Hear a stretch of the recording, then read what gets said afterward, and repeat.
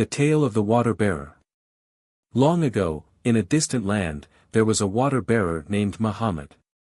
He sold water in the bustling marketplace, gaining a good reputation for his charm, honesty, and lively spirit. People adored him and flocked to buy from him. One day, news of Muhammad's kindness reached the king, who ordered his minister to bring him to the royal palace. Soon, Muhammad stood before the king, who offered him a special role. From that day, he would serve water to royal guests and sit beside the king to tell stories that had made him beloved by so many. Muhammad eagerly accepted and rushed home to share the wonderful news with his wife. The next day, he donned his finest attire and entered the palace.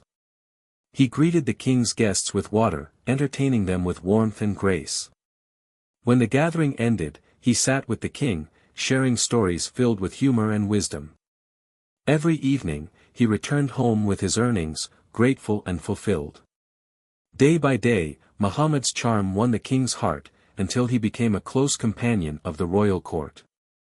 But the king's minister grew envious, disliking how close the water-bearer had become with the king.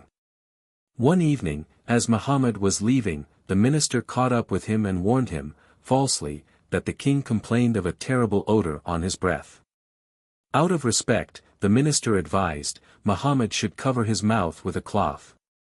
Believing the minister, Muhammad arrived at the palace the next day with his mouth hidden, as instructed.